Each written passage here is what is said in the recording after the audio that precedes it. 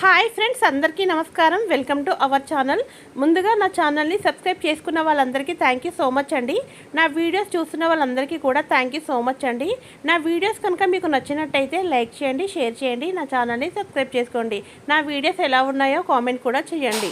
ఈరోజు వీడియోలోకి అయితే వెళ్దాం. ఈరోజు వీడియోలో నేనైతే గోధుమ దోస చేద్దాం అనుకుంటున్నాను. దానికోసం అనేసి ఒక మిక్సీ జార్ తీసుకొని ఒక గ్లాసు గోధుమ పిండిని అయితే వేసుకోవాలి. టేస్ట్కి సరిపడా ఉప్పునైతే వేసుకొని వాటర్ వేసుకొని పిండిని అయితే మిక్సీ పట్టుకోవాలి. డైరెక్ట్గా గిన్నెలో వేసుకొని వాటర్ వేసుకొని విస్కర్తో కానీ లేదా స్పూన్తోనైనా కలుపుకోవచ్చు. మిక్సీలో వేస్తే తొందరగా అవుతుంది, ఉండలేకుండా తొందరగా అయిపోతుంది కదా అనేసి నేనైతే మిక్సీలో వేసుకున్నాను. ఇలా కలుపుకున్న తర్వాత దోశ పిండి కన్సిస్టెన్సీలో దోశలు వేసుకునేలాగా వాటర్ వేసుకొని పిండిని అయితే కలుపుకోవాలి.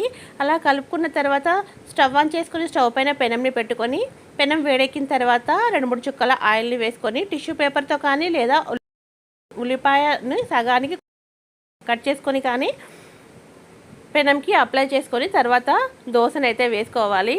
ఈ దోశలు అయితే చాలా రుచిగా ఉంటాయి. టైం లేనప్పుడు, ఒకవేళ మనం ఏ పిండి నానబెట్టుకోలేనప్పుడు అప్పటికప్పుడు చేసుకోవాలనుకుంటే ఇలా గోధుమ దోశలను చేసుకోవచ్చు. చాలా టేస్టీగా ఉంటాయి. నేనైతే పుట్నాల పొడిని అయితే దోశ పైన చల్లుకున్నాను. ఇక పుట్నాల పొడి చల్లుకొని ఆయిల్ వేసుకొని కాల్చుకుంటే ఏ చట్నీ అవసరం లేదు, డైరెక్ట్గా తినేయచ్చు. ముందు రోజు మనకి బ్రేక్ఫాస్ట్కి ప్లాన్ చేసుకోకుండా ఉన్నప్పుడైతే ఇలా గోధుమ దోశలు ట్రై చేయొచ్చు, చాలా బాగుంటాయి. మీరు కూడా ట్రై చేయండి. గోధుమ దోశలు అయితే చాలా టేస్టీగా అయితే ఉంటాయి. ఆయిల్కి బదులుగా నెయ్యి వేసుకొని అయినా కాల్చుకోవచ్చు. ఈ పుట్నాల పొడి వేసుకున్నవి అయితే డైరెక్ట్గా తినేయచ్చు. ప్లెయిన్గా వేసుకుంటే టీతో కలిపి కూడా తినేయచ్చు, చాలా టేస్టీగా ఉంటాయి.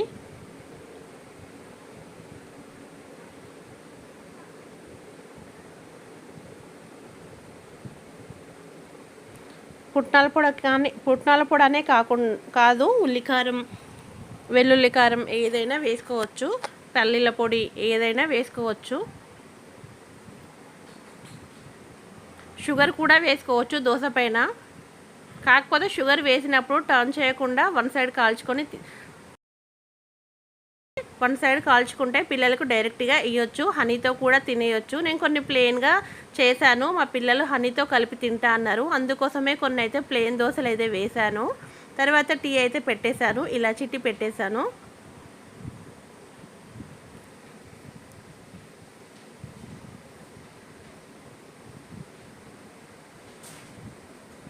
టీ అయితే రెడీ అయిపోయింది. టీని అయితే సర్వ్ చేసుకుంటున్నాను. టీ అయితే మా హస్బెండ్కి నాకు ఇద్దరి వరకే పెట్టేశాను. పిల్లలు అయితే టీ తాగరు, వాళ్ళకి పాలు పోస్తాను. ఒక్కొక్కసారి అయితే అవి కూడా తాగరు. ఏదైనా ఫ్రూట్ జ్యూస్ లాంటివి, వెజిటేబుల్ అంటే క్యారెట్ జ్యూస్ లాంటివి అయితే చేస్తూ ఉంటాను.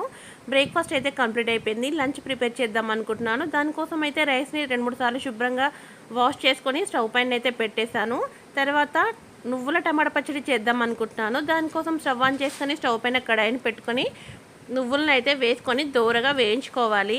దోరగా వేయించుకున్న నువ్వులను అయితే పక్కన ఒక ప్లేట్లో వేసుకొని చల్లారి పెట్టుకోవాలి. తర్వాత కడాయిలో ఆయిల్ వేసుకొని కారానికి సరిపడా పచ్చిమిరపకాయలు వేసుకొని వాటిని దోరగా వేయించుకోవాలి. అవి వేగిన తర్వాత టమాటా ముక్కల్ని వేసుకోవాలి. 7-8 వెల్లుల్లి రెబ్బలు, 1/2 టీ స్పూన్ జీలకర్ర, 1/2 టీ స్పూన్ పసుపు వేసుకొని టమాటాలను అయితే కుక్ చేసుకోవాలి. ఇక్కడ రైస్లో వాటర్ కూడా ఎగిరిపోయాయి కదా, మూత పెట్టుకొని రైస్ అయితే మగ్గించుకుందాం. టమాటాలను మధ్య మధ్యలో కలుపుకోవాలి, లేదంటే అడుగంటుతుంది, మాడిపోతాయి కదా, అందుకోసం అనేసి.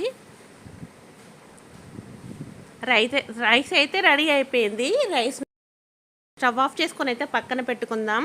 ఇక్కడ టమాటా ముక్కలు అయితే మగ్గిపోయాయి, పక్కన పెట్టుకొని కంప్లీట్గా చల్లారి పెట్టుకోవాలి.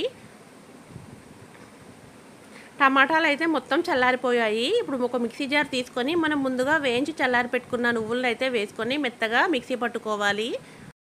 ఈ చట్నీ అయితే రోల్లో రుబ్బుకుంటే చాలా రుచిగా ఉంటుంది. వీలైన వాళ్ళు అలా రుబ్బుకోండి. నేనైతే మిక్సీలో రుబ్బుకుంటున్నాను. ఇలా మెత్తటి పౌడర్ లాగా చేసుకున్న తర్వాత మనం వేయించి చల్లారి పెట్టుకున్న టమాటా, పచ్చిమిరపకాయ ముక్కలు అయితే వేసుకోవాలి. టేస్ట్కి సరిపడా ఉప్పును వేసుకొని మరొకసారి మిక్సీ పట్టుకోవాలి. ఇలా మిక్సీ పట్టుకుంటే కమ్మనైన టమాటా చట్నీ రెడీ అయిపోతుంది. ఇప్పుడు టమాటా పచ్చళ్ళలోకి పోపునైతే పెట్టుకుందాం. పోపు కోసం స్టవ్ ఆన్ చేసుకుని స్టవ్ పైన ఒక చిన్న కడాయిని పెట్టుకొని జీలకర్ర, ఆవాలు, ఎండుమిర్చి, కరివేపాకు పసుపునైతే వేసుకోవాలి. కావాలంటే ఇంగువనైనా వేసుకోండి. నేనైతే ఇంగువనైతే వేయట్లేదు. ఇలా చేసుకుంటే కమ్మనైన టమాటా చట్నీ రెడీ అయిపోతుంది. టమాటా పచ్చడి అంటే చాలామందికి ఇష్టం ఉంటుంది. ఇలా నువ్వులతో కలిపి చేస్తే చాలా అంటే చాలా రుచిగా ఉంటుంది. మా ఇంట్లో మా పాపకైతే ఈ చట్నీ చాలా ఇష్టం. రైస్లో కానీ, చపాతీలో కానీ, దోశలో కానీ, ఇడ్లీలో కానీ, పూరీలో కానీ ఎందులోకైనా చాలా రుచిగా ఉంటుంది. కమ్మనైన నువ్వుల టమాటా పచ్చడిని మీరు కూడా ట్రై చేయండి. ఈరోజు చేసిన ఈ చట్నీ అయితే చాలా బాగా కుదిరింది. అలాగే నేనైతే బట్టలు అయితే ఐరన్ చేసుకుంటున్నాను. బట్టలు బయట ఐరన్కి చాలా తక్కువగా ఇస్తాము. ఇంట్లో నేనే ఖాళీ టైంలో అయితే ఐరన్ చేస్తూ ఉంటాను.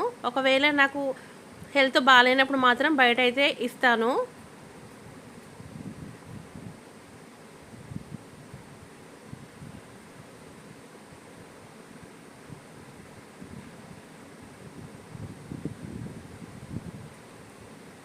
అంటే నాకు చెయ్యొచ్చినట్టు చేస్తాను ఐరన్ అయితే. కాకపోతే ఎక్కడ ముడతలు లేకుండానైతే ఐరన్ అయితే చేస్తాను.